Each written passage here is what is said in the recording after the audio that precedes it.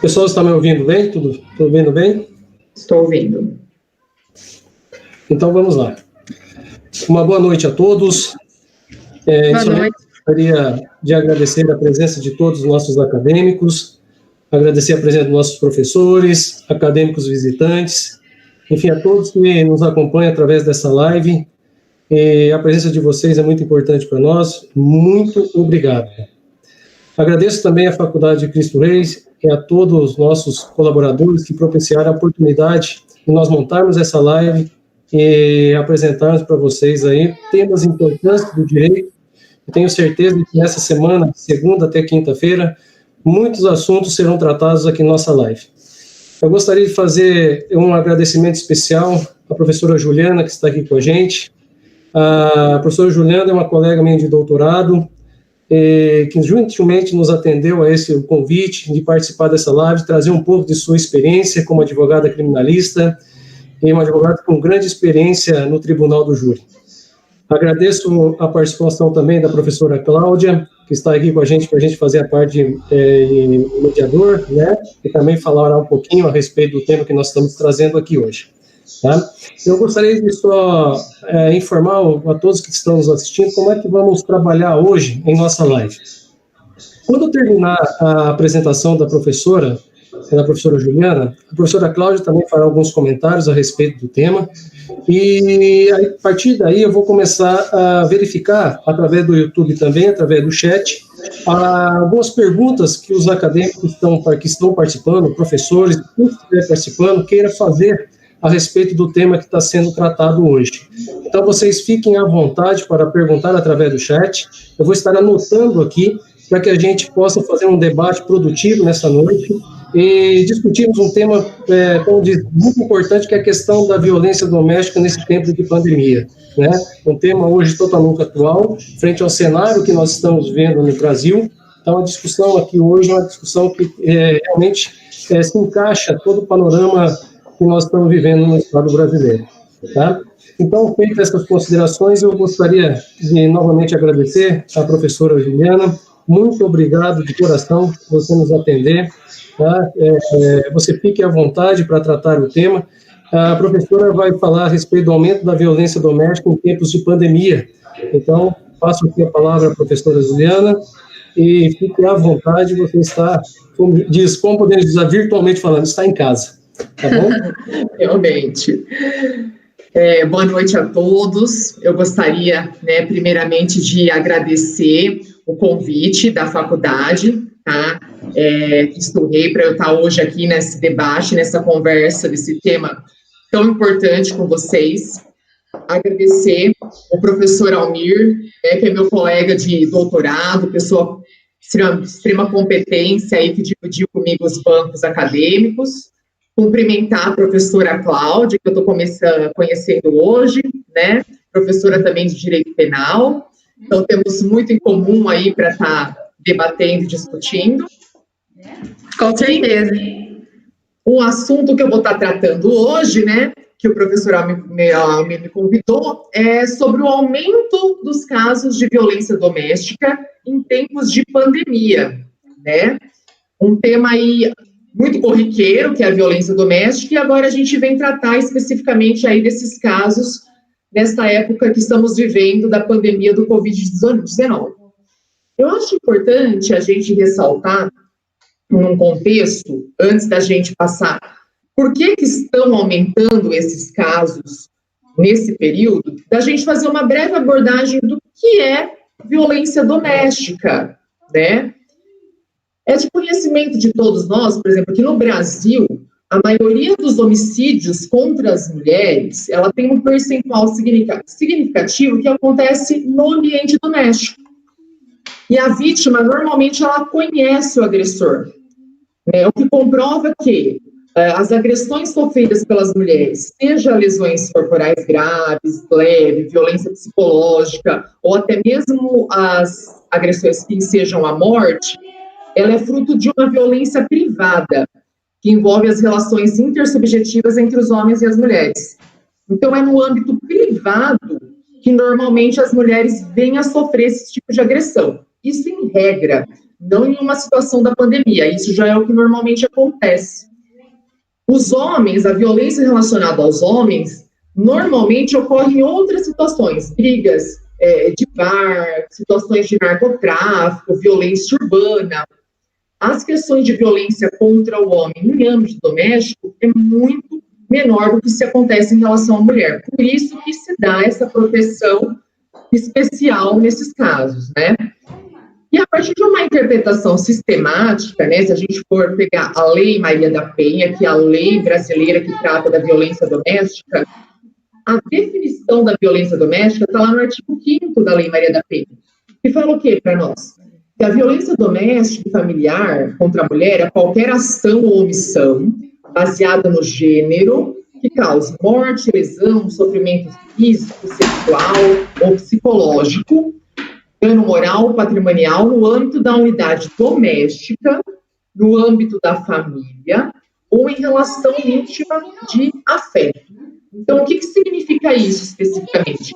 A violência doméstica não é só aquela que ocorre dentro do ambiente doméstico, é também, que é o caso que nós estamos tratando especificamente aqui da pandemia, mas ela também envolve relação familiar. Então, se uma mulher é agredida pelo seu cônjuge, por exemplo, no clube, continua sendo uma das formas de violência doméstica, não está necessariamente no âmbito doméstico, mas está no âmbito familiar, que envolve, inclusive, agressões sofridas por parentes que não são necessariamente consanguíneos da pessoa, né? Até parentescos em afim.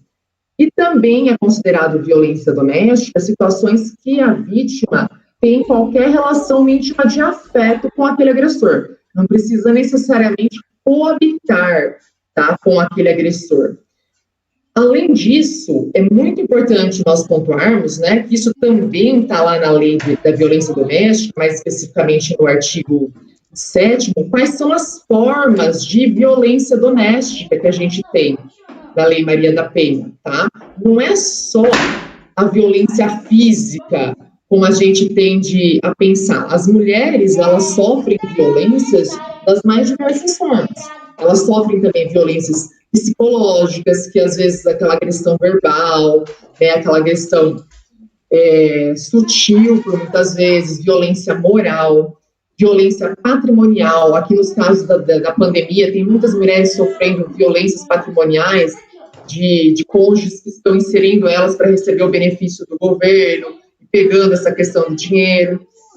Violência sexual também é muito comum, inclusive no âmbito doméstico. Muitas vezes a gente fala da mulher, já pensa na mulher adulta, mas as meninas, as crianças sofrem por muitas vezes violência sexual dentro do ambiente doméstico pelos próprios familiares, padrasto, tio, e isso também está aumentou nessa questão aqui do Covid.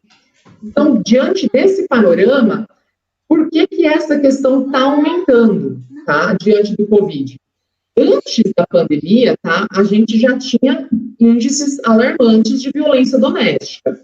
Eu trouxe alguns aqui para vocês, porque eu acho que sempre quando a gente trata desse tema, a gente tem que trazer estatísticas para a gente dizer por que é importante esse debate, tá?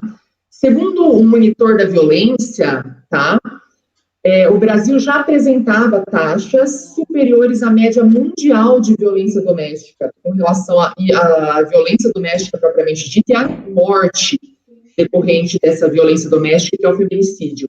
A taxa brasileira é de 4 mulheres mortas para cada 100 mil mulheres, tá? Isso enseja em 74% superior à média mundial. O que significa que uma mulher morre a cada 7 horas no Brasil, vítima da violência doméstica, tá? Que acaba ensejando e resultando nessa morte, que é o feminicídio, tá? Além de, a cada 2 minutos, a gente ter registro policial de violência doméstica, tá? No caso de violência sexual, 75,9% das vítimas possuem vínculo com o agressor, tá? Então, não raro esse agressor é o pai, o padrasto, o avô, o tio, o irmão. Então, esses são alguns dos índices que a gente já tem de violência doméstica. Agora, durante a pandemia, que é uma situação que obrigou, tá, que nós passamos a estar no ambiente doméstico o tempo todo, como nós estamos, inclusive, agora, né? faz o quê? Faz com que a vítima, na maioria das vezes, ela está convivendo diariamente com esse agressor, porque ela está lá naquele âmbito, né? Às vezes por desemprego, às vezes a pessoa trabalhando em casa, está todo mundo convivendo ali naquele ambiente, né?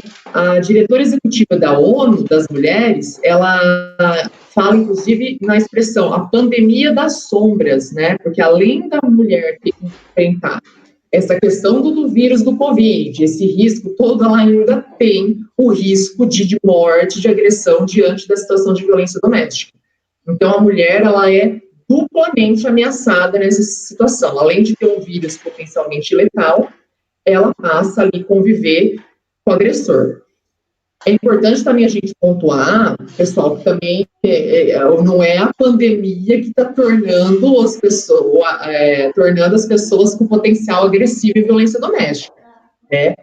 Provavelmente esses casos, na maioria das vezes, são de pessoas que elas já vinham sofrendo agressões. A caso da pandemia, o caso do confinamento, ele só potencializou, né? Não é que isso está causando a violência doméstica, como eu já ouvi algumas pessoas explicando dessa forma, pelo amor de Deus, né? Então, ao redor do mundo, né, todo mundo está tomando essas medidas de distanciamento, isolamento, que vem trazendo essa situação da violência. Então, eu vou pontuar alguns dos motivos que a gente vê para estar aumentando esse índice, inclusive para a gente poder estar debatendo no final. Primeiramente, evidentemente, a convivência maior com a gente. Isso faz que não só essa convivência proporcione, né, o ambiente ali para isso, aumenta o poder que a gente tem sobre a vítima. Normalmente, essas vítimas de violência doméstica, o que acontece? Normalmente, elas são pessoas que elas são submissas ao poder do marido, de certa forma. Tá? De certa forma, aquele esposo, aquele cônjuge, aquele companheiro, ele tem um poder sobre aquela vítima. Isso quando é cônjuge. Às vezes é o pai contra a filha, às vezes é o padrasto contra a enteada, se a gente for pensar em casos que abrangem violência sexual. Então, normalmente, o poder do agente daquela vítima acaba sendo muito maior, tá? Uma outra situação são os próprios encargos da pandemia, né? Então, os encargos domésticos, o estresse, né, a perda do meio de subsistência, né, a pandemia gerou inúmeros casos de desemprego, que acaba causando estresse, né, pós-traumático nas pessoas, a falta de oportunidade no convívio social. A gente vê que nem pessoas que estão sofrendo necessariamente violência doméstica, muitas pessoas não têm problemas familiares de discussão, de estar o dia inteiro junto. Imagina as pessoas que já passam por essas situações específicas da violência. Então, esses encargos, esse peso da pandemia, também ele vem trazendo essa situação. E um outro ponto, gente, é o acesso limitado aos serviços de apoio. Então, hoje, com a pandemia, a gente está com o fórum fechado, a gente tem um acesso reduzido nas delegacias, a gente tem, assim, os abrigos que amparam as mulheres, muitos deles foram fechados, os abrigos que as acolhiam nessa situação de violência, tá? A situação para a mulher poder denunciar essa agressão está muito mais reduzida, tá? Inclusive, muitas delas estão se queixando que, por estar no ambiente doméstico, é difícil até dela estar ligando para a polícia, porque o agressor está vendo isso. Tanto que tem alguns sites, como o Magazine Luiza e outros, que eles estão dando até aplicativos para a mulher fingir que ela vai fazer uma compra online, mas, na verdade, ela está fazendo uma denúncia do agressor, por causa dessa limitação dos serviços de apoio, tá? Além de ter uma morosidade no judiciário, eu sei que eu já tive casos da pessoa pedir a medida protetiva e ter uma morosidade no judiciário que não é comum para dar o acesso, para autorizar essa medida, tá? E a gente sabe que muitas vezes isso acaba resultando, inclusive, na morte da vítima. Aumentou-se também, a pandemia, o consumo de álcool e de drogas dentro do ambiente doméstico, que também acabou potencializando essa situação. Isso também é estatístico. As pessoas estão consumindo mais álcool, né, e droga dentro desse ambiente por causa disso. E volta àquela mesma história, não é também porque bebeu e agrediu, né? Isso não se justifica, né? Tem muita gente que bebe e não bate nos outros, vai lá e bate na mulher. Então, assim, esse aumento do álcool potencializou, mas a pessoa já tinha, evidentemente, uma tendência para isso. E tudo isso que eu estou falando para vocês, potencializou não é só no Brasil, tá? As estatísticas mundiais, elas já evidenciam também esse problema da violência doméstica. É um problema global. Em abril, né, que foi pouco tempo depois que o Brasil decretou a quarentena, mas outros países já tinham decretado medidas com quarentena, lockdown, né, dentre outros, a ONU Mulheres divulgou dados sobre alguns países, tá, que teve um aumento, tá, de violência doméstica.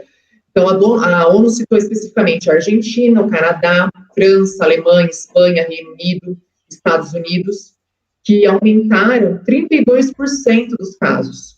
A França também, acabei não falando. E, além de ter aumentado, aumentou também os abrigos de emergência para essas mulheres, precisou ser tido outras instalações, inclusive alguns hotéis acabaram cedendo espaço, né, já que não estavam sendo usados por causa da pandemia, alguns hotéis acabaram servindo de acesso para abrigos emergenciais para essas mulheres em virtude do isolamento, tá? Em Paris, especificamente, o aumento foi de 36%. Na China, as denúncias triplicaram durante esse confinamento. Em Singapura, teve um aumento de 30%. Isso tudo vem do relatório da ONU Mulheres. Então, isso é um panorama mundial. E no Brasil, o que a gente tem de estatísticas agora com relação específica da pandemia? Tem várias, tá? Eu tentei trazer para vocês as mais recentes, assim, de março, abril e maio, que é os períodos que nós estamos aqui na quarentena. De acordo com o Ministério da Mulher, teve um aumento aí das denúncias de 9%, tá, no canal do LIG 180, sobre as denúncias da mulher, só que eu já faço uma pontuação aqui, tá? Isso é importante a gente ter em mente, que o Ministério da Mulher e da Família e dos Direitos Humanos, que ele é liderado atualmente pela ministra Damares, ele também não tomou nenhuma providência em relação essa questão da violência. Não foi criado pelo Ministério nenhuma política pública nesse sentido ainda. Inclusive, algumas deputadas já questionaram e fizeram requerimentos também porque não estão tendo tomado. Então, teve um aumento só de 9%, mas também porque talvez as mulheres não tenham se sentido encorajadas para fazer essa denúncia, tá? Na cidade de São Paulo, especificamente, né, falo que eu sou aqui do estado de São Paulo, né, então eu tenho um registro Pega lá. que a gente teve um aumento de 30% em março, e agora em abril já chega a quase 50%, tá? E no Rio de Janeiro também a gente chega nessa questão de 50% do aumento, tá? Isso é tudo dados dos anuários de segurança pública. E, às vezes, esse índice, ele escapa da estatística desse órgão, porque também começou a se perceber o quê? Que, embora tenha aumentado esse índice de violência, diminuiu o número dos boletins de ocorrência, tanto porque a mulher não tem acesso para ir na delegacia, fazer esse boletim.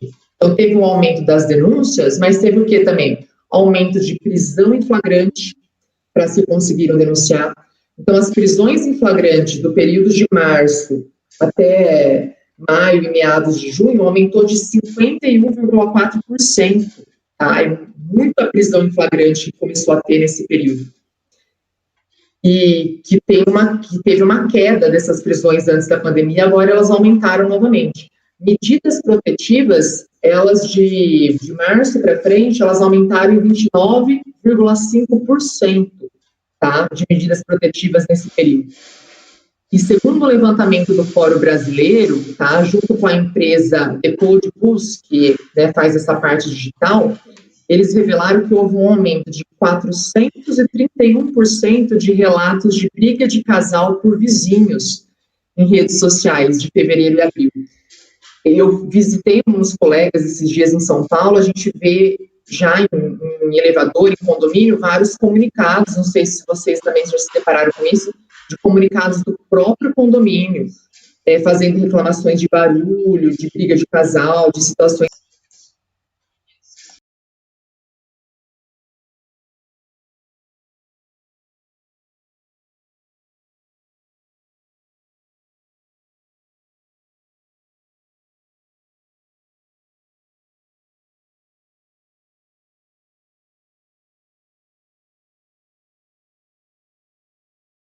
Luiza, né, que ele criou um botão de denúncia para violência contra a mulher. Então, que a mulher finge que ela está indo lá fazer uma compra online, para o agressor não ver que ela está fazendo uma denúncia, que ela não vai pegar o telefone e ligar, ela aperta esse botão e ela vai fazer uma denúncia, né, de violência.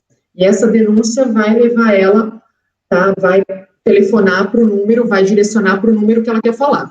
Algumas mulheres reclamaram também para o Magazine Luiza, isso tem lá no Instagram do Magazine Luiza, depois se vocês quiserem ver, reclamando que elas apertam o botão da denúncia, e aí o Magazine Luiza liga para o canal do 190, para fazer esse registro aí dessa agressão.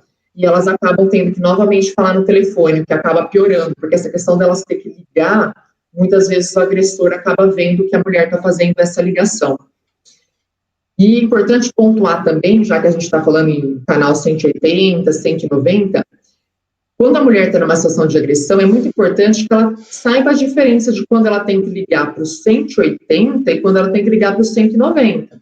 Porque o 180, ele vai te trazer quais são as soluções para o seu problema, né? Qual que é o tipo de agressão que você está sofrendo, ele vai te direcionar. Já o 190, quando você está sendo agredida, e você vai pedir um socorro, tá? Então, tem uma diferença entre os dois. Então, o 180, ele não é uma solução, ele é um canal de informação, tá? O 190 já é, você vai pedir uma emergência para o local da agressão. No Magazine Luiza agora, e antes ele direcionava para o 180, agora ele está direcionando para o 190, tá? A pedido, inclusive, das mulheres. Diante de todo esse cenário, então, é fato que as estatísticas estão aumentando. Então, o que tem que ser feito? Evidentemente que tem que ser criadas políticas públicas específicas para esse período da pandemia, tá? Então, isso já vem de uma recomendação, tá, da Corte Interamericana de Direitos Humanos, em 9 de abril de 2020, a Corte já se posicionou, porque isso já é uma preocupação de vários países, isso não é exclusivo do Brasil, né, se manifestando no sentido de que os países, eles têm que tomar providências para criar políticas públicas para esse tempo específico, para visar diminuir, pelo menos, a situação, né, não vai eliminar, porque isso já é ridículo dos primórdios da história, mas pelo menos para essa vítima que está em cárcere confinada, ela ter algum auxílio emergencial nesse sentido. Então, isso já é uma recomendação da Corte. Então, a Corte veio e falou que todas as ações necessárias devem ser tomadas para prevenir os casos de violência, tá? Como mecanismos de denúncia e reforçar a atenção às vítimas, tá? Então, além disso, teve uma declaração, tá, interagencial das Nações Unidas, também nesse sentido, tá? Pelo secretário-geral das Nações Unidas, Antônio Guterres. Ele fez uma lista de situações que os governos deveriam adotar, tá, para essa situação específica da pandemia. Eu vou ler aqui para vocês alguns itens dessa recomendação, que eu acho que se aplicam, inclusive, à situação que nós estamos tendo aqui no Brasil, né? Com urgência, ele pede, tá, que se disponibilize fundos para as organizações de direitos das mulheres para reconhecer o seu papel como a primeira linha de resposta, né? Ou seja, que seja direcionado dinheiro para que essas organizações elas possam também estar atendendo as mulheres. Porque, pensa, a mulher está sofrendo agressão ali naquele âmbito doméstico, ela precisa sair dali, ela precisa ser direcionada para algum lugar. A maioria dos abrigos que não fecharam estão sobrecarregados, então precisa ter uma outra situação para dar um amparo. E também dar um amparo financeiro para que essa mulher possa se manter nesse período, tá? Apoiar serviços sociais de saúde para que eles continuem com essas obrigações, tá, de cuidado sobrevivente de violência doméstica. Uma outra situação, e essa eu acho extremamente importante, que os serviços, tá, para sobreviventes de violência doméstica, eles sejam considerados pelos países como serviços essenciais, ou seja, eles não podem ser fechados nesse período de pandemia. Da mesma forma que a polícia é um serviço essencial, esse tipo de serviço também tem que ser essencial, tá? Ele não pode fechar de forma alguma. Essa é uma recomendação importante. Colocar alta prioridade nas respostas, tanto da polícia quanto do judiciário, nesse sentido da violência doméstica. Implementar medidas preventivas, tá? Ou seja pela forma de você oferecer uma renda para essa mulher, tá? Anúncios de serviços públicos, formas de como ela pode denunciar, tá? Essa violência. E, por fim, coletar dados, né, das estatísticas que estão acontecendo dessas violências para ser tratado um plano de ação. Então, diante desse panorama, tanto da sugestão da Corte quanto dessas medidas da ONU, cabe, então, a cada país em específico criar suas políticas públicas. O que vem sendo feito no Brasil? Tá? Então, no Brasil, toda vez que a gente fala em violência doméstica, a gente tem que pontuar que tudo que nós temos, tá, foi conseguido a árduas lutas, né? Tanto a Lei Maria da Penha, tá aí um exemplo, né, que a mulher teve inúmeras ocorrências de violência para Maria da Penha conseguir que fosse feita a lei, tanto que ela ficou paraplégica, né, chegou no grau máximo, só não morreu. E a lei só foi criada porque a Maria da Penha bateu lá na Comissão Interamericana de Direitos Humanos e pediu que o Brasil tomasse medidas em relação à violência doméstica, sendo que já há muito tempo ele já tinha assinado tratados internacionais nesse sentido, e não estava fazendo nada. As mulheres apanhavam e o agressor pagava uma cesta básica, sem contar aquela situação daquela audiência de tentativa de conciliação da vítima com o agressor, né, que era uma aberração. Então, isso só foi conquistado através de grandes lutas. A inserção do feminicídio na legislação também, tanto que os nossos vizinhos aqui, como Bolívia e outros países, já desde 2002 tinham feminicídio nas legislações. Nós somos P lá em 2015. Então, tudo com ar das lutas. Então, você imagina agora, numa situação que você precisa criar leis emergenciais, se a gente vai ter essa brevidade, tá? Então, o que tem sido feito? Nós temos, sim, projetos de lei, tá? Mas nenhuma lei ainda foi promulgada em relação a esse sentido. Então, eu vou citar para vocês alguns projetos de leis e o que tem sido feito também no âmbito judiciário. Começando pelo âmbito do judiciário, tá? Esse aqui é bem interessante e recente. O CNJ, ele já desde abril, ele criou um grupo de trabalho dedicado a elaborar sugestões de medidas emergenciais para prevenir essa violência, tá? E agora, em junho, começou a campanha Sinal Vermelho contra a Violência Doméstica, tá? Da Associação dos Magistrados Brasileiros, tá? ABM, e o CNJ.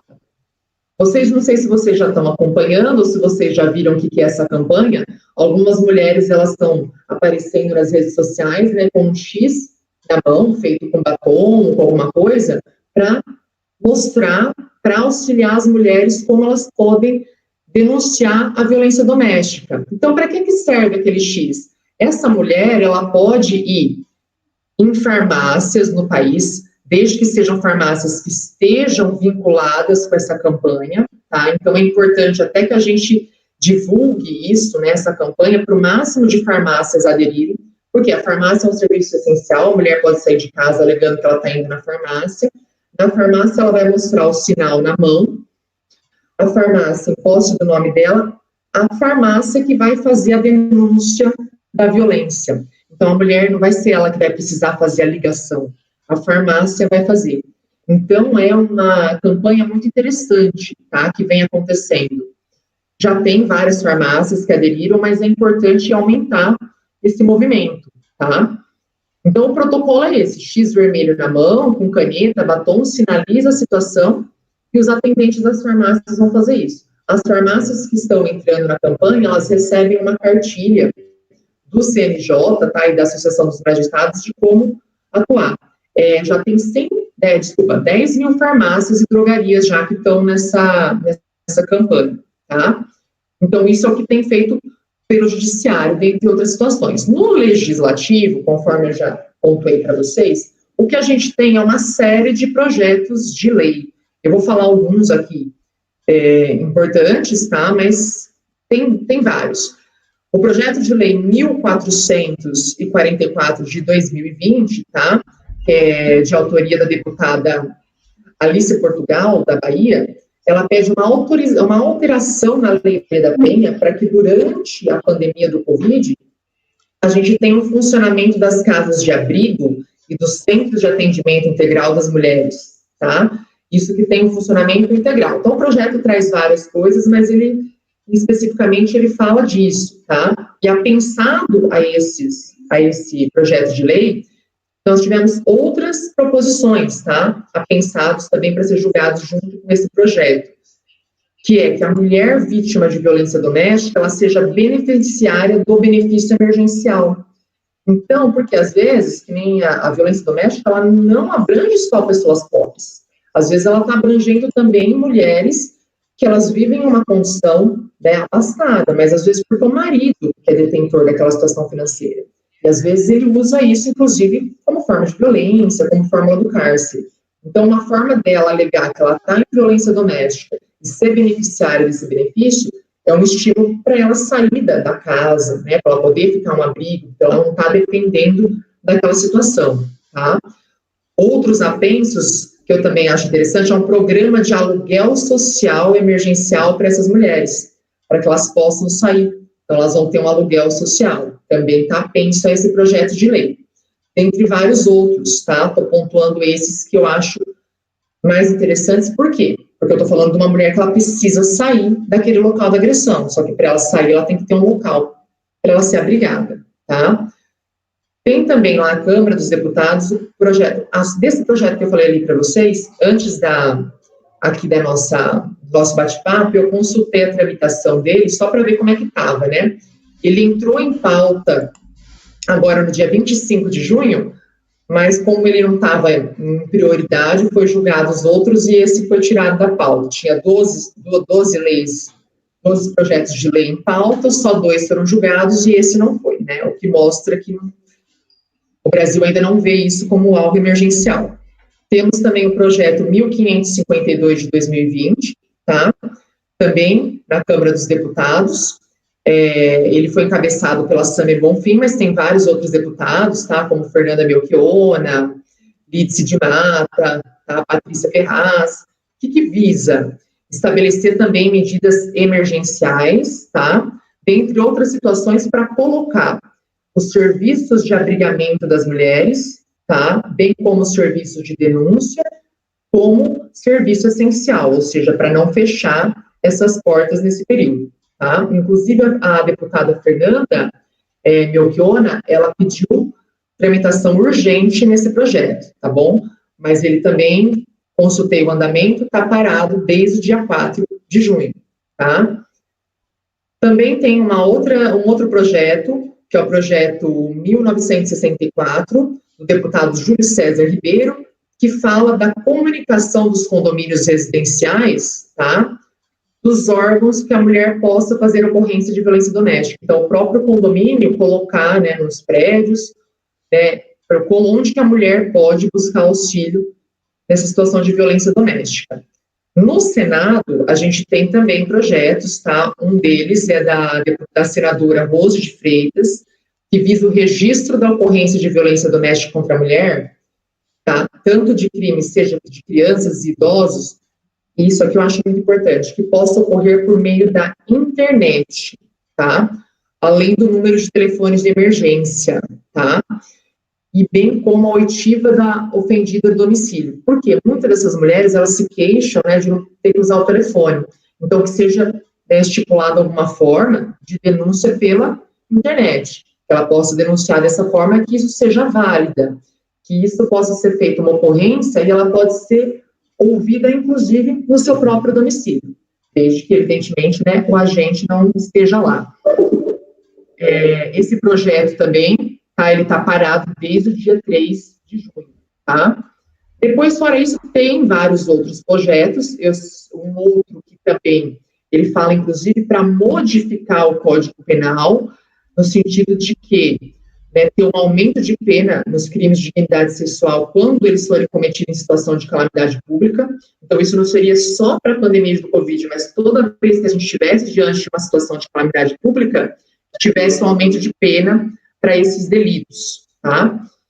Esses daqui que eu estou citando para vocês é os que eu considerei mais importantes, mas tem vários outros também, mas são só projetos. Nada foi feito ainda, né? Desde de março aí que nós estamos nessa situação e até agora ainda não tem uma lei.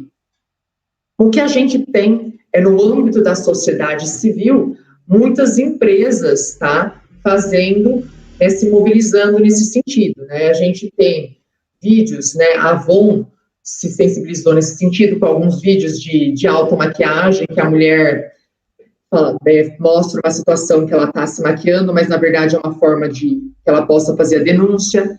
Tem essa situação do Magazine Luiza, que eu já falei para vocês já, que tem a mulher baixa o aplicativo do Magazine Luiza, finge que vai fazer uma compra, mas na verdade ela vai apertar lá o botão de denúncia, que vai ser feita uma denúncia dessa violência.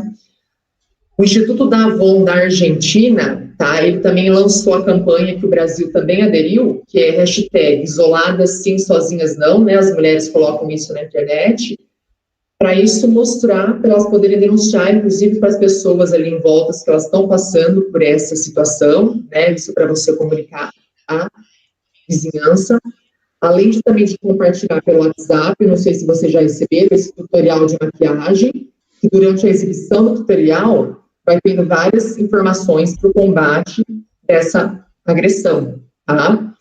E também foi lançado, tá, um chat de diálogo em parceria com a Uber. Olha que interessante, a mulher entra, ela usa o chat para fazer a denúncia da violência doméstica, e se ela não tiver como buscar o auxílio, o Uber vai buscar a mulher.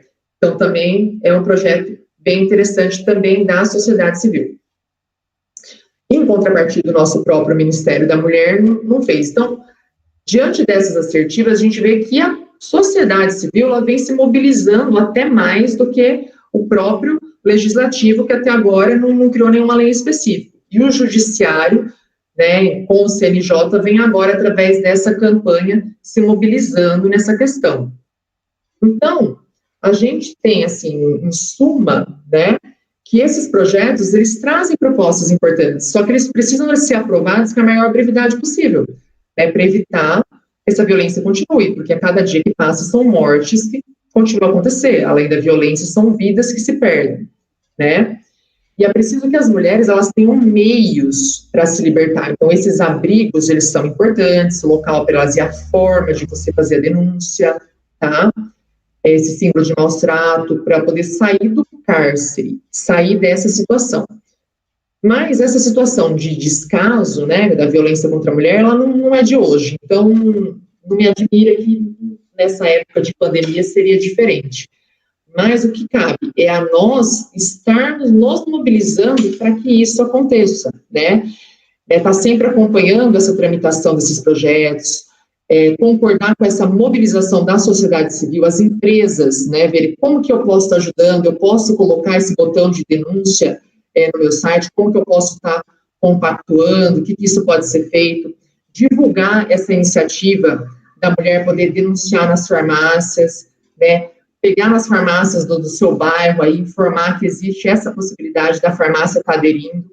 Eu não tinha falado lá no começo, mas é importante que essa farmácia também faça aderência à campanha, que ela coloque um cartaz, que ela está aderindo a essa situação, para que isso possa acontecer.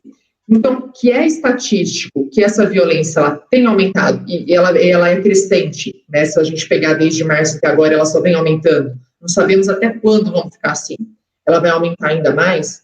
Então, precisa, né, com urgência, que essas medidas, que essas políticas públicas, elas sejam tomadas. Né? E vou finalizar aqui a minha fala, mas eu vou abrir aí para o debate dos colegas, para ver o que mais a gente pode acrescentar e futuramente para as dúvidas aí dos presentes. Professora Juliana, obrigado. Obrigado pelas considerações. Eu que agradeço. Temos várias questões aqui para a gente trazer a debate, né, para a gente conversar um pouquinho mais. Gostaria também de passar a palavra para a professora Cláudia, para ela fazer as considerações. Obrigada, professor. Obrigada, professora. Excelente explanação acerca da situação que a gente está vivendo. E, realmente, os dados, né, de violência doméstica e familiar contra a mulher, eles já são alarmantes por si só, né? Considerando ainda que nós estamos vivendo uma pandemia mundial, é preciso considerar essa epidemia que há muito tempo as mulheres vêm vivendo, né, que é a epidemia da violência dentro de casa. Então, lembrando que a violência a que nós nos referimos, que é abrangida pela Lei Maria da Penha, é a violência de gênero, né, na condição em que a mulher está submissa realmente, como a professora falou, seja por razões econômicas, né, ou realmente aí física, já devido ao desenvolvimento da mulher. Então, dentre as diversas formas que o artigo 7º da lei dispõe, de violências exemplificativamente, né, o artigo 7º nos traz violências que podem ser praticadas contra a mulher, está a patrimonial, e a professora inclusive ressaltou isso, né, já vi, né, mulheres estando acompanhadas em agências, caixas lotéricas, para o saque do benefício do auxílio emergencial, já, então, as nossas vistas, né, demonstrando que aquele dinheiro não é dela, né, muito provavelmente vai ser apropriado pelo seu agressor. Além disso, as violências, né, outras formas que são praticadas aí contra a mulher, especialmente a sexual, que em caso de 80%, né, dos casos de violência sexual geralmente são praticados no ambiente doméstico, contra a enteada, filha, e por aí vai, né, irmã, até a própria esposa ou companheira. Esses dados também têm aumentado drasticamente, né, nos últimos tempos. Então, considerando que 2 mulheres registram, né, por minuto violência, uma violência sofrida, imagine aqueles casos que não são notificados, né, a subnotificação que nós temos. E essa violência, ela independe de classe social, né? Nós vimos aí já muitos artistas divulgando isso, Luísa Brunet, temos na televisão praticamente todos os dias. E o que se pode fazer, então, além dessas políticas públicas, né, dessa forma de possibilitar acesso, já que ela acontece em diferentes classes sociais, e para aquelas mulheres que geralmente são privadas, inclusive, de ter acesso a um celular? Então, essa iniciativa da denúncia por meio da farmácia e estabelecimentos que são considerados serviços essenciais é fundamental para mitigar essa violência, né, e diminuir esses tristes números. A participação da sociedade também, né, já que nós temos visto uma morosidade com relação aos casos, né, a aplicação da lei, já que nós temos uma lei excelente, né, que é constantemente atualizada para atender essa triste demanda, o que mais que pode ser feito? Na minha opinião, acredito que seja o engajamento da sociedade. Tem aquele velho ditado, em briga de marido e mulher não se mete a colher, então a gente tem visto uma mudança desse paradigma. E o pessoal fala, lá vem falar de novo sobre feminicídio, violência contra a mulher, está batido. Não, não está batido, os números estão aumentando. Então, mesmo em tempos de pandemia, vizinhos que denunciam, né, nós temos visto pessoas que presenciam esse tipo de situação e agem, tem feito a diferença e muito provavelmente evitado novos casos de feminicídio. Interessante falar também a respeito dos abrigos que a professora citou, que também já estavam, né, abarrotados, e aí nós temos 2 situações paralelas. A situação de isolamento, então uma mulher e geralmente também, né, seus filhos, aí, todo o núcleo familiar, que precisa se proteger do coronavírus, mas ao mesmo tempo que precisa se proteger ali de uma violência iminente, talvez mais grave, né, que possa se demonstrar mais grave pela forma como ela é realizada ali diretamente. Então, essa ampliação dos abrigos, como já tem projeto na Câmara, né, no Senado, já tem sido discutido, a professora citou também aí a convenção, em 9 de abril já fez esse decreto, para que sejam tomadas medidas, né? No Brasil, realmente, ele repete os dados mundiais, mas nós temos visto que não têm sido implementadas essas políticas que são tão discutidas. Então, é necessário uma ampla divulgação e que ela comece por nós, né? Então, nós, aqui, na maior parte que estamos assistindo hoje, participando dessa roda virtual como operadores do direito, começar daqui, nós divulgarmos essas políticas e auxiliarmos essas mulheres que estão em uma situação de violência, né? Mulheres, meninas, esposas, irmãs, filhas, né? E interessante até um caso desesperador, que eu vi uma reportagem, a mulher que colocou um cartaz na janela pedindo socorro, socorro, eu estou sofrendo violência. E a gente pensa, nossa, que ponto a pessoa chega, né? Ela não tem outra forma de comunicar, de denunciar aquilo. Então, realmente cabe a nós continuarmos, né, e agirmos mais, fazer a nossa parte, continuar falando sobre o assunto e divulgar essas políticas que estão sendo aos poucos implementadas também. O artigo 24, né, em 2018, o artigo 24A foi acrescentado à lei, para definir, então, como crime, é um crime que nós temos ali na lei, né? A Lei Maria da Penha não trata de crimes, ela trata de procedimento. E aí vem esse artigo 24A para impor uma sanção àqueles que descumprem as medidas protetivas, né? Então, nós precisamos mais disso, de previsão, de resposta à violência, mas também de um aparato para essa família. Então, muitas medidas cautelares estão sendo tomadas com relação ao agressor. Essa pessoa, muito provavelmente, precisa ser tratada. Nós vemos muitos casos de mães e filhas, esposas, que em audiência falam, olha, quando ele não bebe, ele é uma ótima pessoa, né? Realmente, não tem nada acontecendo agora, não tem nada de novo, mas isso está sendo agravado pelo uso aumentado de bebidas alcoólicas, drogas, e essa violência realmente está triplicando, né? Nós vemos números como São Paulo, Rio de Janeiro, que chega a quase 50% de aumento, é muita coisa. E aí precisa ser discutido também como é que vai se apurar o procedimento, como é que vai ser o procedimento judicial com relação a essas mulheres. Se estão acontecendo audiências virtuais, como é que essa mulher vai ser ouvida em casa ao lado do agressor? Então, tudo isso precisa ser discutido o mais brevemente possível, realmente, para nós melhorarmos aí, né? Vermos nós em uma situação de efetiva equidade. Tinha perguntas, professor? Professora Cláudia, obrigado. Tenho sim. Obrigada. Tenho algumas várias. Vamos lá. Novamente, peço para os acadêmicos, né, os acadêmicos, professor, quem está participando, quiser fazer alguma pergunta, por favor, podem digitar aqui no chat que a gente vai começar agora a fazer uma discussão a respeito do tema que foi abordado pelos professores. Uma pergunta aqui do professor Ricardo Haddad diz o seguinte: como evitar as mortes anunciadas especificamente nesse momento de isolamento social?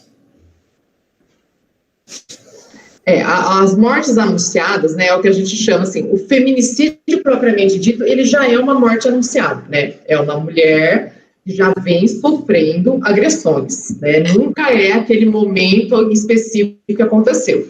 Às vezes você pode até falar, mas ela nunca tinha apanhado, mas não é só apanhar, às vezes ela já sofreu violência psicológica, até que chegou naquele momento em específico, né? Eu tive uma cliente que ela foi vítima de uma tentativa de feminicídio, e ela me chamou a atenção justamente nesse sentido. Mas eu sou casada há 25 anos, eu nunca sofri nenhum tipo de violência, eu não podia imaginar que isso ia acontecer. Aí você começa a apurar a situação. Aí ela começou a narrar. Quando que ele começou a te tratar diferente? Quando ela resolveu começar a fazer faculdade. Ou seja, ela começou a ampliar o círculo, ela começou, aí veio essa situação. Então, ela que não percebia, mas essa situação já ocorria.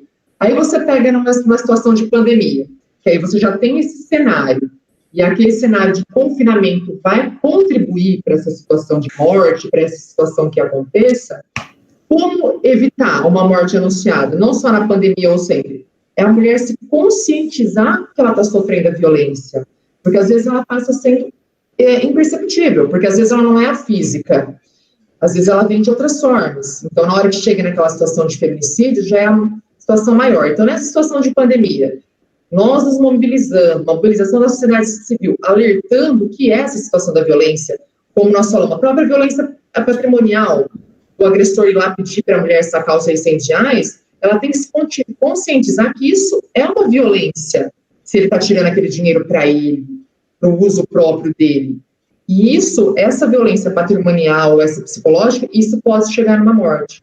Mas para que isso aconteça, a mulher tem que se conscientizar que ela está sofrendo a violência, para ela poder fazer uma denúncia, para ela poder ter esse amparo, né? E aí entra o poder público, né, para dar o amparo do abrigo, para ele dar o amparo financeiro, porque senão aí não tem como evitar. Então é um conjunto, ao meu ver, da conscientização da mulher que está sofrendo a violência, ter essa coragem, e o poder público dá um amparo, porque senão também não adianta. Ela vai, se empodera e segue, mas a gente não tem o aparato da outra forma. Obrigado. Sei o que pensa a doutora Cláudia também. Tem uma pergunta do acadêmico João Paulo Peloso. Gostaria de entender o motivo da mulher continuar com o agressor. São diversos motivos que levam. É que às vezes fica difícil realmente da gente entender, nossa, mas como que, eu vou pegar até um caso mais severo, né? Como que aquela pessoa apanha mesmo todo dia, né? Sofre aquela violência física e não sai de lá. Existe a situação do financeiro, que às vezes ela não tem para onde ir, depende financeiramente da pessoa, seja uma mulher rica ou não, e às vezes também é aquela dependência psicológica mesmo. A violência doméstica, ela é explicada, né, pelos estudiosos no assunto, que ela tem um ciclo que ela segue, né? Então, o agressor, ele tem um momento de explosão, ele agride a mulher, muitas vezes de forma física. Logo depois disso, se você ouvir o relato das mulheres, ele se arrepende completamente. E ele se torna a melhor pessoa possível. Aí eles passam por aquele período que se chama o período de lua de mel, que você vê aquela pessoa, aquele mimo. Então, aquela mulher acredita que aquilo não vai voltar a acontecer. Né? Porque fala, não, ele promete, ele faz isso. E, às vezes, necessariamente, esse agressor, ele é um bom pai. Esse agressor, gente, muitas vezes, ele é aquela pessoa que ele tem vários amigos lá fora, a família adora ele, nem sempre ele é um bandido, rotulado, que você fala. Então, a mulher acredita que essa situação pode vir a melhorar. E aí que mora o perigo. Porque, às vezes, depois desse período de lua de mel, a agressão, ela volta. E, às vezes, ela, nessa situação que ela volta, às vezes, já pode ser o desfecho final, que é a situação da morte. Então, não é só uma dependência econômica. Às vezes, a mulher acredita mesmo que a situação da pessoa vai mudar. Às vezes, a mulher, ela tem vergonha de denunciar a agressão. E, importantíssimo pontuar também, às vezes, ela não tem o amparo do poder público. Quem acompanha, eu trabalho com isso diretamente, que a gente acompanha mulheres na delegacia para fazer o boletim de ocorrência de uma agressão, muitas vezes elas são colocadas como a agressora, e ela deu um motivo para que isso acontecesse. Então, o que acontece? Hoje, você pega, quando ela vai acompanhada com uma advogada, é uma mulher que tem condições financeiras de ir com um advogado lá, já começa que ela é diferenciada. Quando você vai sozinha na delegacia, nem sempre é fácil. Por isso que é importante a gente defender as delegacias das mulheres, que são especializadas para esse tipo de situação. Mas eu já passei em situação de mulher, em delegacia da mulher, que a mulher vai lá e ela é colocada como uma regra. Ela tem que ficar provando o tempo todo aquela situação, e isso causa aquele desgaste, e às vezes a mulher não tem essa coragem. Principalmente em crime sexual, a mulher tem que se encorajar demais para ir lá fazer essa denúncia. Tá? Então, essas são algumas das situações. Mais uma pergunta agora do acadêmico Leonardo. Ele fala que, perguntando que mesmo aumentando o índice de violência doméstica, se não está mais fácil a prisão em flagrante na pandemia? Ela está, tanto que também aumentou a prisão em flagrante. O índice mostra que a violência está acontecendo mais, porque tem um índice que mostra que a prisão em flagrante está acontecendo mais. Agora, assim, se ela é mais fácil, tá? Ela é mais fácil se também tiver a denúncia, porque senão ela também não é feita. Então, se a mulher não consegue fazer a denúncia, isso já acontecer, ou se também ela já morreu, o que adianta? Esse índice das maiorias das prisões de flagrante que foi feita, a maioria das vezes já eram situações que a mulher já tinha morrido, tá? Porque acontece, na primeira situação de agressão, se ainda não tem nenhuma medida protetiva, você não tem uma prisão em flagrante, né? Se a mulher vai lá, ela denuncia aquela lesão corporal e não fez a protetiva, ela vai ter na hora que ele descumprir a protetiva, senão ela não tem a prisão em flagrante. Então, por mais que tenha aumentado, está sendo mais fácil, tem mais prisão em flagrante, às vezes ela ocorre, mas a pessoa já morreu. Então, já chegou numa situação extrema. Então, é isso que também precisa ser pontuado, a gente tentar evitar chegar nessa situação. O Silvio Constantino pergunta o seguinte, se agora é possível fazer o boletim de ocorrência pela internet, por causa da mulher que sofre violência. Olha, tem um projeto de lei nesse sentido, eu acabei não citando para vocês, mas tem um projeto de lei para que elas possam fazer essa denúncia, essa ocorrência online, e que inclusive essa tramitação possa ser também online, mas ainda, até onde eu vi, não tinha nada ainda, como é que eu vou dizer assim, já institucionalizado sobre isso, já tudo bem aparado, mas eu acredito que isso vai ser acessível sim, mas até então ainda não tem nada sobre. Uma pergunta do acadêmico Eric, no sentido que os operadores do direito poderiam fazer em tempos de pandemia para contribuir na conscientização da população para diminuir os índices de violência? Olha, isso que nós já estamos fazendo aqui hoje já é uma contribuição imensa. Se com isso que nós estamos fazendo aqui a gente pudesse ser ouvido por uma mulher que seja, e essa única mulher já tomar uma consciência disso, a gente evitar uma agressão, já é algo que a gente já está fazendo. Mas, além disso, a gente tem ao nosso lado hoje todos os instrumentos virtuais em relação a isso, né? Essa campanha que está tendo das farmácias, do X vermelho na mão, tem várias mulheres aderindo, mostrando para como se pode ser tomado a providência, né? Tem aquela hashtag sozinhas sim, isoladas não, que é uma forma da mulher ter auxílio. Então, ao meu ver, nós, operadores do direito, a divulgação e a orientação é o melhor que a gente pode fazer. Além, lógico, de pressionar o poder público, que as medidas sejam feitas, que os projetos sejam feitos, a divulgação também, porque às vezes as pessoas nem sabem que tem esses projetos lá, que eles estão parados, que eles estão ficando de lado da pauta. Tá? Então, é importante até a gente acompanhar se os deputados que nós votamos, eles fizeram algum projeto com relação a isso? Quem é que está fazendo? Mesmo que não está sendo, quem que não está aprovando? Então, essa divulgação, eu acredito que seja o nosso papel primordial. E hoje é uma divulgação simples, que eu faço deitado da minha cama. Eu entro no meu Instagram e eu faço uma postagem, eu faço uma orientação. Então, eu acho que isso é importante, essa mobilização das faculdades, de estar fazendo eventos nesse sentido, de estar divulgando, de estar ampliando. Eu sigo vários magistrados, promotores, delegados no Instagram que estão se mobilizando também, dando orientações. Então, eu acho que é isso que a gente pode estar fazendo nesse momento, além de estar pressionando pelas políticas públicas. A Camila Forcato, ela fez o seguinte comentário, que muitas vezes a mulher continua com o agressor por razões de dependência. Sim. Agora, eu não sei que dependência que ela quer dizer, porque a dependência pode ser de várias formas, pode ser a econômica, pode ser aquela dependência psicológica, né? Psicologicamente ela depende daquele agressor.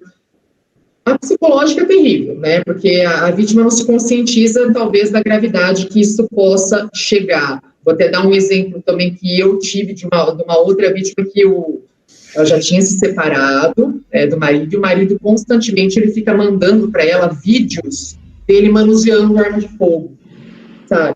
Como forma de ameaça. Você fala, mas ele nunca me agrediu. Essa psicológica, então, ela é perceptível, que isso pode chegar a ser. Agora, a econômica, ela é terrível numa situação dessa, porque como que você faz também, se você depende economicamente daquele agente? Porque a mulher, às vezes, ela pode até ter coragem de falar, eu vou sair, eu vou para um abrigo, e eu que me viro sem dinheiro, mas e os filhos? Ela vai largar os filhos para o agressor?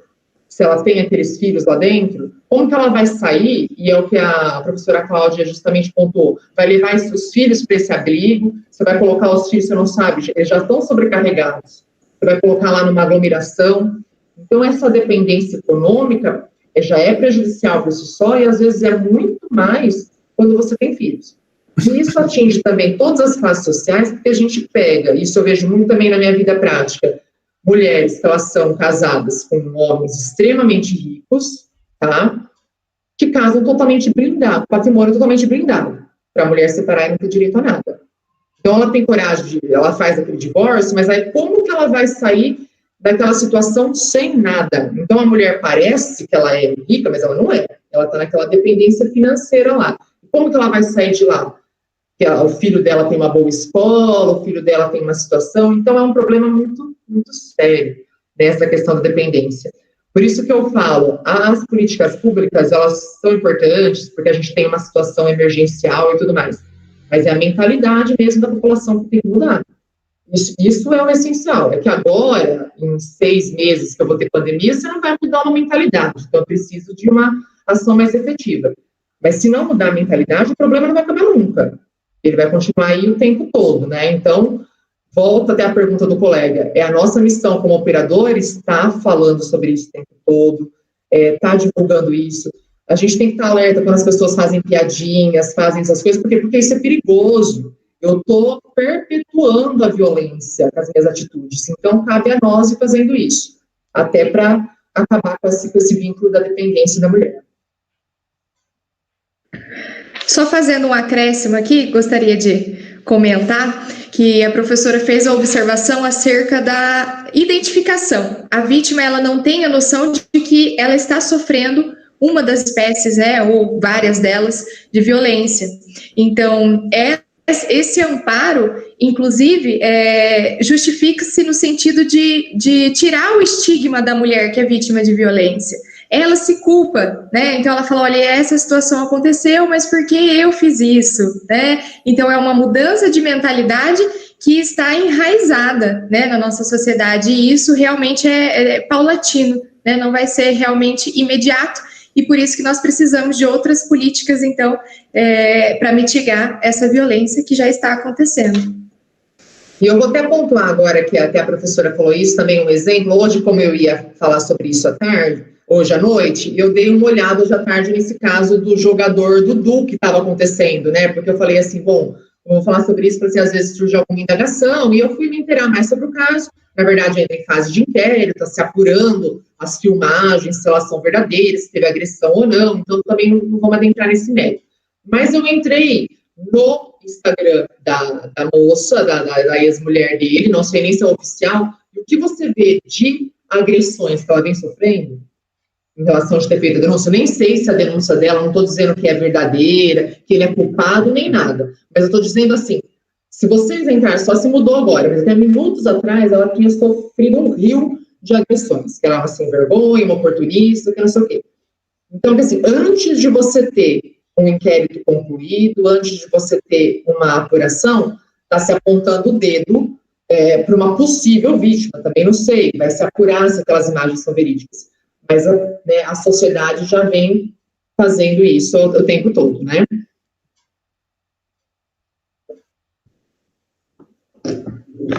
Acho que falhou ali a imagem do professor. Aí, tá voltando já. O Matheus Henrique fala o seguinte, se as medidas protetivas deveriam ser mais severas. Eu não sou muito brancas. Sim, elas são brandas e não são. Elas têm o que elas visam na maioria das vezes, né? Evitar o contato ali daquele agressor com a vítima.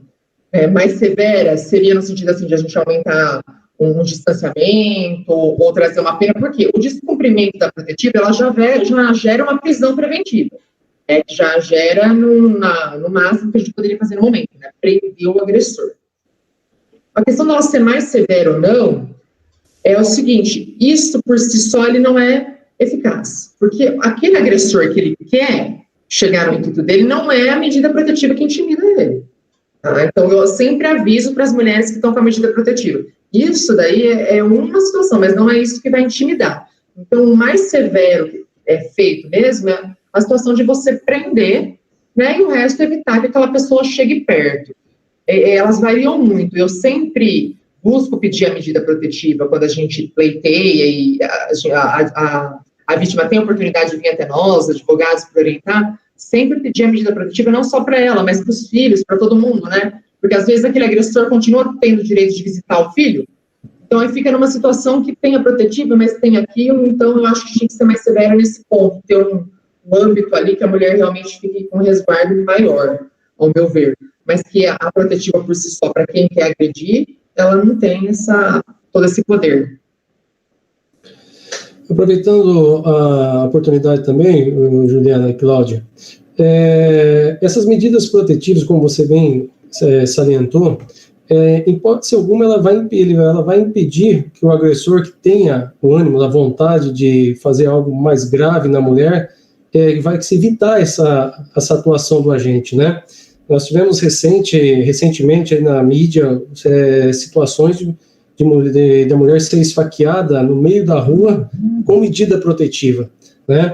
Por que eu falei isso? Porque surgiu até uma pergunta do acadêmico aqui, a Bianca, para comentar um pouquinho da Ronda Maria da Penha. Eu ouvi falar sobre a Ronda Maria da Penha já faz algum tempo, né? E vejo também que, além das medidas protetivas, o Estado também não tem a estrutura suficiente para ficar acompanhando, por exemplo, essas mulheres que são vítimas de violência doméstica, né? Não tem essa estrutura para colocar um agente público, por exemplo, para ficar protegendo a mulher, né? Então, ela pediu para comentar um pouquinho a respeito da Ronda Maria da Penha, se essa seria uma medida eficaz. Olha, a Ronda Maria da Penha, né, que seria uma das formas da medida protetiva, que você, né, a mulher teria lá como se fosse uma escolta, né, policial nessa situação aí de agressão, ela é importante, ela é efetiva?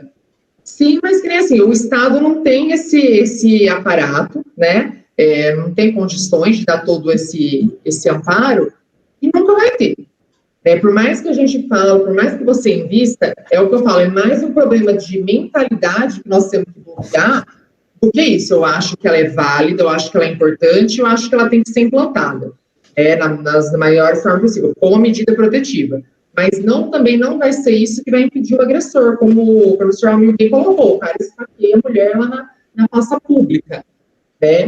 Mas ela é importante porque o agressor ele pode sentir intimidade, tá tendo uma escolta, tá tendo aquela ronda, só que vai durar quanto tempo? Né? Vai ficar lá, vai ser ad eterno que vai ter isso? Não vai ser isso, vai ser também por um período. Quando isso acabar, esse agressor já vai ter tomado o rumo dele, porque aí volta o que a professora Cláudia falou, esse agressor, ele precisa de um tratamento. É um tipo de agressor que ele precisa ser tratado também, que isso é uma das outras previsões que tem na Maria da Penha. Porque senão eu faço toda essa questão da proteção, mas eu não estou cuidando dele, porque essa proteção, ela não vai ser eterna. Então, também não é isso que vai bloquear essa situação. Cláudia, alguma observação? Eu ia já acrescentar mesmo, professor, tem sido discutidas algumas medidas que podem efetivar a fiscalização das medidas protetivas, porque realmente não basta que elas sejam rígidas se elas não forem cumpridas, né?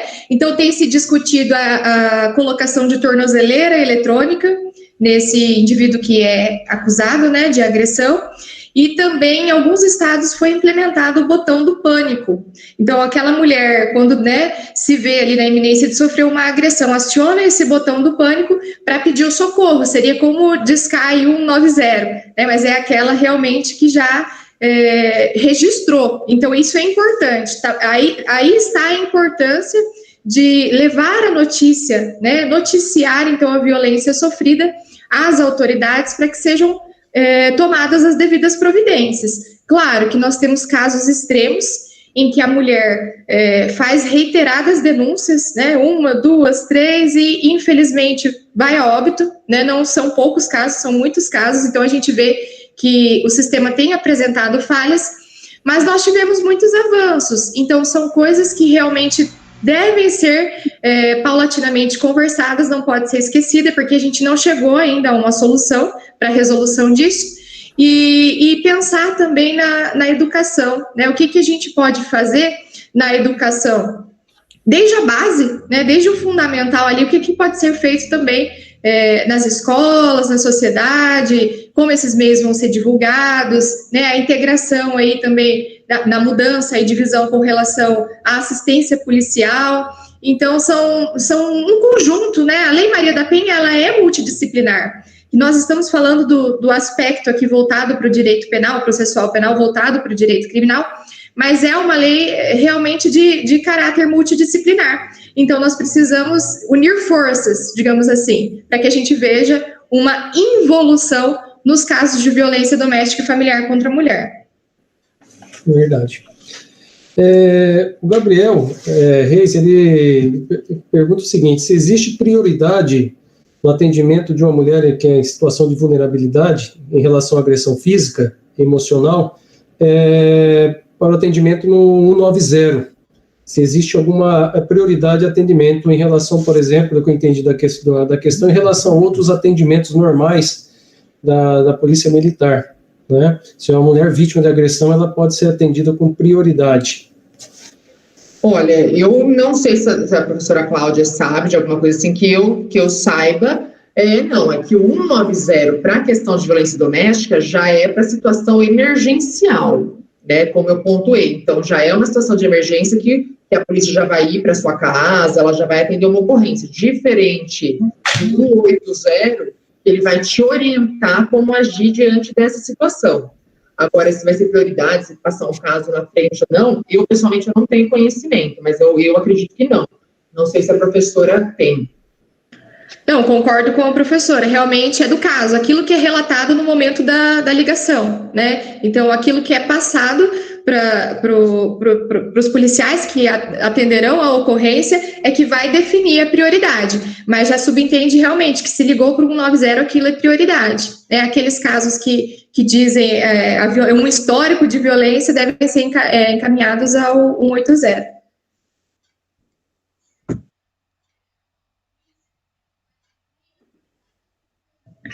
Está sem áudio, professor. Ok, obrigado, Cláudio. Mais uma pergunta do Gabriel também. Se em relação a esse aluguel social, se o CRAS ou CREAS não poderia intervir de modo legal e custear o aluguel? É uma política pública, tá? Seria possível se eles, né, se posicionarem nesse sentido. Mas essa questão ainda do aluguel social ainda é um projeto de lei. Se implementado, né, se realmente virar uma lei e tiver o apoio, né, dessas instituições, seria possível, mas também precisaríamos ter a colaboração, né, deles para tanto. Em relação a perguntas, professores, nós encerramos a questão de perguntas aqui, peço para os acadêmicos aí que tiverem mais alguma pergunta a fazer via chat, também estamos à disposição. Eu gostaria só de pedir para a gente finalizar, então, se não houver mais questionamentos, se a professora pudesse comentar um pouquinho mais a respeito das medidas protetivas, o que pode ser aplicado como medida protetiva em relação à violência doméstica. Aí, se não houver mais questionamentos, mais perguntas, a gente aqui encerra essa roda de conversa de hoje.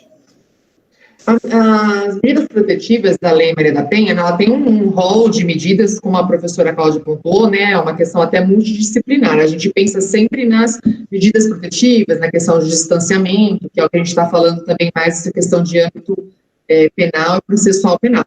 Mas ela tem outras medidas, como o tratamento do agressor, esse agressor ele tem que ser tratado, uma situação de amparo psicológico para essa questão para a mulher, a prisão preventiva, no caso desses descumprimentos, agora tem essa questão da ronda, tem outras situações aí que se pede implementação, essa do botão também foi muito bem pontuada, a tornozeleira eletrônica, mas tem comarcas que não tem a tornozeleira eletrônica nem para situações que precisam como medida cautelar, né, prisão preventiva do réu.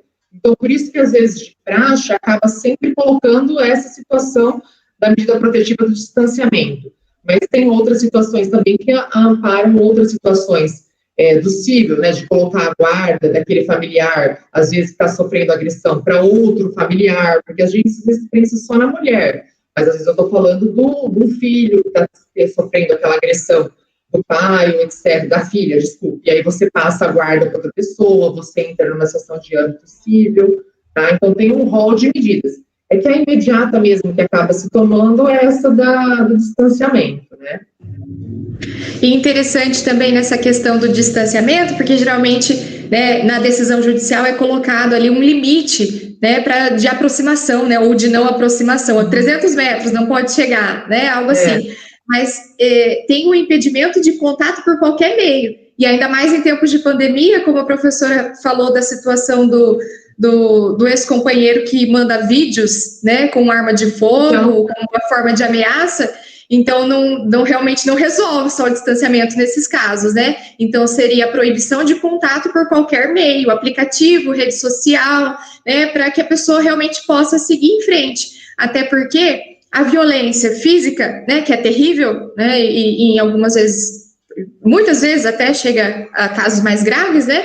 Ácido, nós vemos mulheres sofrendo aí ataque com ácido, né, queimadura, coisas terríveis, mas a violência psicológica. A mulher, ela não está em um cárcere físico, verdadeiramente falando, mas em um psicológico. Ela não consegue, porque ela vai a um restaurante, ou quando quer sair com os amigos, quando nós, né, estivermos em isolamento, falando de pandemia, e não consegue, porque o indivíduo está lá representando uma ameaça e ela não consegue seguir a vida, né? Então, uma das medidas protetivas que eu considero interessante é essa proibição de contato por qualquer meio, sendo que é interessante que as mulheres denunciem, né, o rompimento, o descumprimento dessa medida protetiva. Estabeleceu o contato por qualquer meio, então que denuncie para que ele sofra as devidas consequências e, aos poucos, isso vá se tornando um hábito, né, uma crença, aquilo, né, que a sociedade acredite. O descumprimento tem uma consequência, tem uma sanção penal. É importantíssimo isso que a professora falou, e inclusive já vem vindo nas decisões, algumas, né, da protetiva, a proibição de contato por qualquer meio, porque isso se intensificou agora na pandemia também. Aquele agressor que ele não vive com a vítima, né, aquele ex-marido, ex-noivo, ele vem agora com essa perturbação psicológica do meio social, como mandar o vídeo da arma, às vezes ele manda ameaça da família.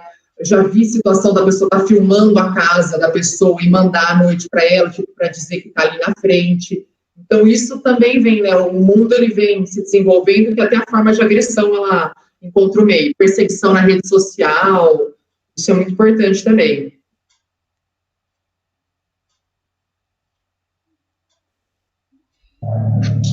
Sem áudio, professor. Chegou mais algumas perguntas, eu vou selecionar aqui algumas, até em virtude do horário, para a gente poder discutir um pouquinho. A Camila Forcato, ela fala o seguinte: muitas mulheres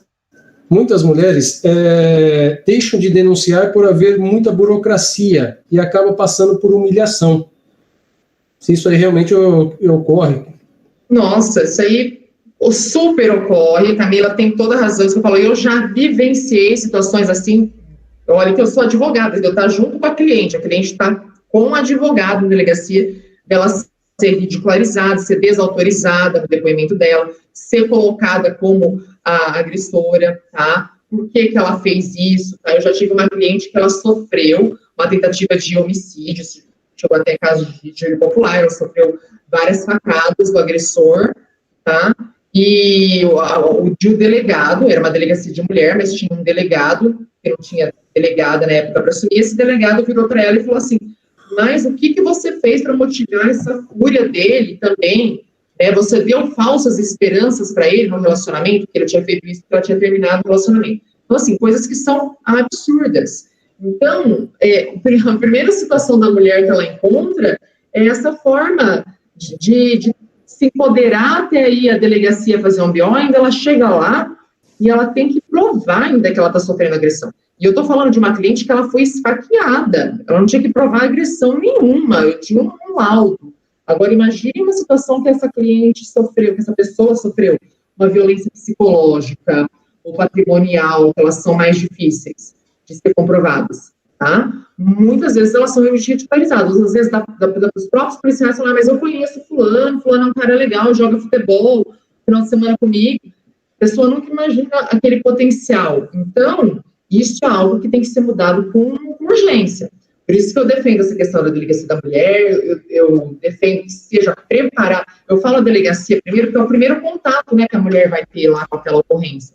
Mas depois acontece também no fórum. Muitas vezes a gente tem juízes e promotores com esse perfil de você colocar a vítima. Não obstante tudo isso, tá? Eu já participei de júris como assistente de acusação diversas vezes já de vítimas vítimas, eu falo que a vítima foi junto, que é a tentativa de feminicídio, às vezes o feminicídio, e a vítima é ser um réu, né? Só é apontado lá o que a vítima fez para merecer aquilo, né? O que ela fez. Então, se vocês tiverem a oportunidade de assistir um júri, tá, que tem a qualificadora do feminicídio, muitas vezes vocês vão ver que o palco ali, que a vítima parece que é ela que está sendo julgada, tá? Que não é o réu que está sendo julgado. Então, a colega que fez essa pergunta tem total razão, e cabe a nós, tá, se movimentar nesse sentido também, tá, de exigir uma postura dos órgãos públicos com relação a esse tipo de tratamento e abordagem dessas vítimas. O nosso acadêmico Andrei, ele pergunta o seguinte: o que fazer em comarcas onde não existe uma delegacia da mulher? Pois, como sabemos, a intimidação da mulher sendo atendida por homens é muito grande. Olha, isso existe, e na verdade isso é um problema grande, porque eu até andei pesquisando esses tempos atrás, a gente tem um déficit na polícia de delegados, policial civil e tudo mais, muito grande, tá? Tá faltando polícia civil, tá faltando delegado. Eu não sei como está a situação especificamente aí do estado de vocês, mas o estado de São Paulo, em específico, tem um déficit muito grande. Tinha, inclusive, aberto concurso agora, já esse ano, para investigador civil, delegado e tudo mais. Agora, por causa da pandemia, foi suspenso.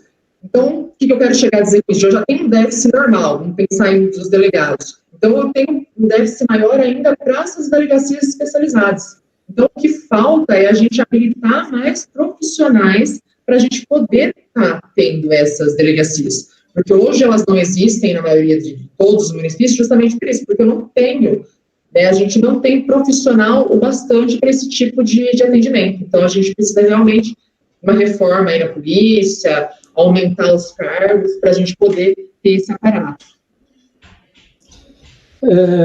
Deixa eu verificar aqui, tem mais uma pergunta aqui do professor Wagner. A ministra Damares Alves propõe o tema violência contra a mulher para inserção como matéria curricular para as crianças a partir dos 4 anos de idade. Ele pergunta se isso seria uma boa alternativa. Bom, Cláudio? Só eu entendi. A inserção da matéria violência doméstica? Isso, como matéria curricular, né? Para crianças a partir de 4 anos de idade. Se isso seria uma boa alternativa. Olha, eu não sei especificamente como matéria curricular ou como disciplina. Eu acho que a violência doméstica ela tem que ser colocada como uma orientação desde o início da vida de todos. É uma disciplina curricular, ensinar o que é essa violência doméstica. Eu acho que, não sei se isso, propriamente dito, chamaria atenção para o tema, mas a orientação, e isso ser colocado em pauta, discutido nas escolas, isso ser levado, isso ser mostrado que não é certo, eu concordo especificamente. Em relação a ter a disciplina, Juliana, não acredito que isso também vai mudar muita coisa. Eu acredito que é mais a orientação como pessoa, como cidadão, como questão social mesmo, da pessoa entender. Porque nós, assim, que somos um pouco mais velhos, eu vejo assim, para mim, por muito tempo, a nossa geração naturalizou esse tipo de situação, tinha a situação de marido e mulher não se mata por mete a mulher, as escolas não debatiam esse assunto, depois de um tempo já começou a debater. Então, eu acho que a orientação é importante. Agora, como matéria propriamente dita, eu acho que às vezes ela poderia ser até mal interpretada e mal colocada e até piorar, às vezes, a situação. Eu sei que a professora Cláudia pensa. Eu acho que com cuidado, né? Exatamente. Concordo com a professora. Eu acho também que isso tem que ser falado. Começar no ensino fundamental ali de criança mesmo, mas não como uma matéria à parte, dando destaque para aquilo. Eu acho que tem que ser falado, até porque os filhos, muitos presenciam essa violência, essa violência contra a mulher.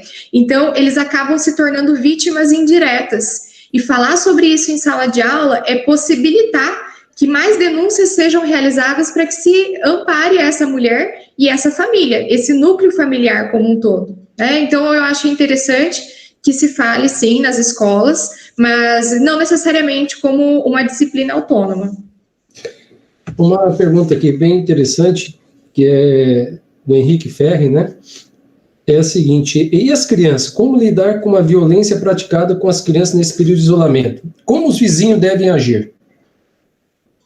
É a mesma forma com a violência contra a mulher mesmo que a gente pontuou, que a gente às vezes fala, violência contra a mulher, mas nessa mulher está incluído principalmente meninas, tá?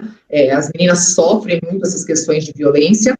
Agora, até saindo um pouco da questão especificamente da Maria da Penha, os meninos também, porque assim, quando a gente fala em delitos sexuais, hoje a gente tem um índice até maior de meninos, tá? De homens menor de idade, de crianças, às vezes 7, 8 anos, que sofrem violência sexual, tá?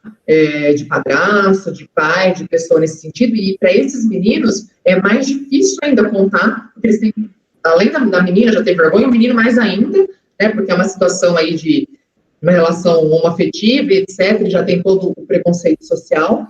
Então, é muito difícil para essa criança tomar a iniciativa de denunciar. Então, se algum vizinho, como foi bem pontuado, tiver qualquer suspeita em relação a isso, fazer a denúncia. E para o vizinho é muito mais fácil, porque ele pode pegar o telefone, né, ele não vai estar sobre os olhos do agressor, e fazer aquela denúncia que aquele local está tendo essa violência. Tá? Os vizinhos têm que se mobilizar, né, a qualquer indício que isso possa estar acontecendo. Uma penúltima pergunta aqui, né, que eu recebi, foi da Camila também, Forcato. Falou, professor, esses dias saiu uma notícia em que uma mulher acionou a polícia militar denunciando o irmão por violência. Chegando lá, tanto ela quanto o irmão apresentaram marcas de violência e os policiais agrediram. Qual seria a punição deles? Na verdade, eles serão punidos? Os policiais agrediram também, é isso? Também, exatamente. Sim, teve agressão aí, todos os que efetuaram agressão, principalmente os policiais, eles vão ser punidos. Agora, em relação à questão do irmão que agrediu a irmã, vai ser apurado ali a questão de se houve uma situação de subordinação aí daquele irmão, se ele praticou aquela questão de violência de gênero contra aquela mulher, contra aquela irmã, e se ela também lesionou ele, praticou, ela vai entrar nas penas do Código Penal. Qual foi a lesão que ela causou? Leve, grave, gravíssima? Ela também vai ser punida por isso. É que a mulher, em específico, o gênero, as pessoas que se enquadram no gênero mulher, propriamente dito, vão ter um amparo também da Lei Maria da Penha. Mas o homem, se ele foi lesionado e ele foi agredido, ele tem um amparo do Código Penal. E os policiais também, depende de quem eles agrediram ali também, eles vão ter também essas punições. E a pergunta do Richard aqui, um professor da nossa casa, né? Talvez seria interessante traçar uma distinção entre, acredita que espécie moral e psicológica. Acho que agressão moral e agressão psicológica. Se existe essa distinção. Sim, existe essa distinção. A agressão psicológica, propriamente dita, às vezes ela é mais velada, ela atua como uma forma de coação. A vítima ela se sente coagida, ela se sente subordinada daquele agente, tá? Agora, a moral, ela funciona como uma ofensa mesmo. Aquele agente que ele moralmente, ele ofende aquela vítima. Então, eu vou dar o exemplo de cônjuges ou companheiros, eles ridicularizam a mulher de uma certa forma, que, tipo assim, olha, se você não tá comigo, ninguém vai querer você, porque você, às vezes, agride com palavras, você é feia, você tá velha, né, você já isso, ou você não tem condições de sair arrumar um emprego porque você é burra, você jamais vai ter o acesso ao meio de trabalho. Então, assim, o psicológico é uma forma mais de coação e a moral, ela já é uma agressão mesmo. É um crime contra a honra ali que é praticado contra aquela pessoa, né? Ela é xingada, entre aspas, né? Ela é ofendida, ela é humilhada. Tem mulheres que a violência moral, as mulheres às vezes não enxergam uma forma de violência, elas acham que eu estou sendo xingada, meu marido me xinga o tempo todo, que eu sou isso, que eu não sirvo para nada, que eu só sirvo para ficar na cozinha, que eu já estou velha, mas isso é uma violência moral, isso, assim, causa danos extremos também no psicológico da pessoa. E para encerrar, professora, uma última pergunta aqui da Thalia Nara, se não deveria existir um treinamento para os policiais lidar com esses casos de flagrante de violência contra a mulher. Há casos em que o agente público coloca a vítima como principal causadora do fato. Com certeza. Por isso que as delegacias de mulheres já tendem a ser mais preparadas para isso, mas como eu disse para o colega, que a gente tem um déficit hoje, que a gente não tem tantos policiais e delegados assim, todas as delegacias tinham que ter esse preparo, tinham que ter, para a gente ter noção, essas farmácias agora que vão atender essas situações de denúncia dessa campanha, vão receber uma cartilha de como agir nessa situação. Você imagina os policiais, eles tinham sim que ter, eles até passam, tá? Mas ao meu ver é muito ineficaz o tipo de treinamento que eles passam, tá? Muitas vezes eles também são agressores nos lares, a gente já teve casos de policiais, então eles precisam sim, toda a polícia, todo o judiciário, tudo tem que passar por um treinamento de como agir com a mulher nessa situação, tá? E uma pergunta, essa aí é minha, mas assim, eu acho que é de interesse de todas as futuras advogadas que nós temos aqui participando da nossa roda de conversa. Como no caso, tanto da professora Juliana, da professora Cláudia, ser uma advogada criminal atuando justamente no caso de violência doméstica? Como separar essa questão profissional e também do fato em si, né, da violência em si, né, já que estamos falando de advogada mulher e a mulher que sofre violência doméstica. Bom, eu vou falar um pouco sobre mim, acho que a professora Cláudia também tem algumas coisas. Ser advogada criminalista, a gente já sofre por si só um grande encargo de preconceito, porque embora hoje nós temos muitos, não sei se somos a maioria, mas ainda sempre foi um mundo predominado por homens, então às vezes a gente tem que gritar muito mais alto para a gente ser ouvido. Quando a gente está na situação de violência doméstica, às vezes você sente que você também foi agredida, porque você também é subjugada naquele sentido. Eu já escutei de agressores falando assim, aí vem aquela advogada de novo, né, e xingue, fala aquela lá, que vai... Então, às vezes, você acaba seguindo, né, sentindo as ofensas também, né, porque vai dizer, vai procurar aquela pessoa, não sei o quê, porque sabe que a gente é combativa nessa situação. E a advocacia criminal, ela já tem que ser combativa o tempo todo, e a situação da violência doméstica ainda mais, porque, além de tudo, você tem que comprovar que a sua cliente é vítima, né? Então, você tem que ter todo o amparato e, assim, sempre isso eu falo até para todas as mulheres aí que querem seguir para essa carreira, até os homens, além, você tem que estar muito bem preparado para dar as respostas ali na hora, porque os agentes, a maioria das vezes, falam, não, mas não tem esse direito não existe. Então, você tem a obrigação de conhecer a lei de cabo a rabo, a saída que aquela cidade tem para dar, se tem o abrigo, se não tem, porque senão a pessoa ali, ela te desbanca na hora. Então, não é fácil, mas é um desafio, assim, que a gente se sente quando a gente realiza, como se está fazendo um serviço para a própria sociedade mesmo. Além do seu trabalho, você está agindo ainda numa boa causa, né, eu digo, né, contra uma violência tão grande. Não sei o que a professora pensa. Eu concordo, na realidade eu fico orgulhosa, né, de ouvi-la, né, me sinto honrada de fazer parte dessa roda virtual. E falando um pouquinho da minha experiência, eu já fui inclusive ofendida, né, pela outra parte, já fui xingada também diretamente, e embora às vezes a gente se abale psicologicamente, também a gente enfrenta, como tudo que a gente enfrenta como mulher e profissional nos outros âmbitos também, né? Então, nós temos sofri preconceito já dos dois lados, né? Tanto no acompanhamento da mulher como na defesa do agressor. É por isso que eu gosto de ressaltar que aquele agressor, geralmente, ele reproduz uma situação que viveu dentro de casa. Então, tamanha a importância do tratamento desse indivíduo, né? Que ele seja realmente encaminhado e que sejam aplicadas medidas cautelares para que essa violência não se repita.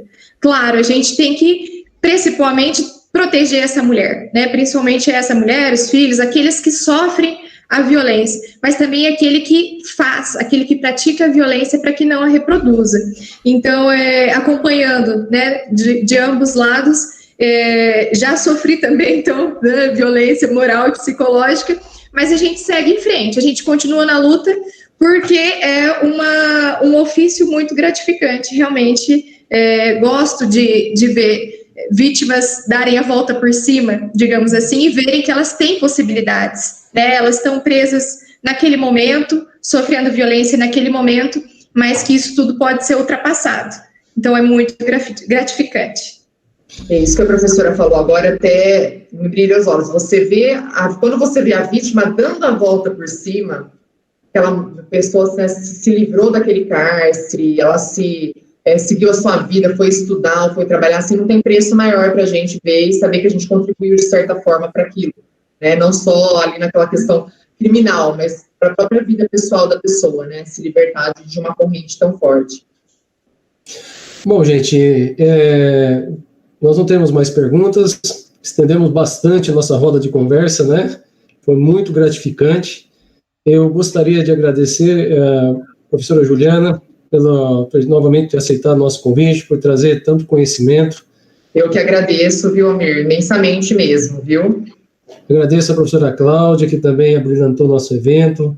Obrigada, eu que agradeço por poder participar, né? Me sinto muito honrada. E a Juliana, que está cuidando ali da tecnologia. Agradecer a presença de todos os acadêmicos que ficaram até o finalzinho da nossa roda de conversa. E deixar um recadinho aqui que amanhã nós teremos mais. Amanhã nós vamos falar sobre separação de poderes com o professor Cláudio Bahia, professor Juliano Napoleão, professor Luiz Herrera, professora Nívia Costa, professor Leonardo Formaio. Eu estarei novamente aqui fazendo essa ponte aí para que a gente tenha um evento maravilhoso como foi hoje. Muito obrigado de coração a todos vocês, Cláudio, professora Juliana. Obrigada. Uma coisa, também estaremos sempre à disposição, viu? Muito obrigado. Obrigada. Boa noite para vocês. Boa noite. Tchau, tchau. Tchau, tchau. Tchau, tchau.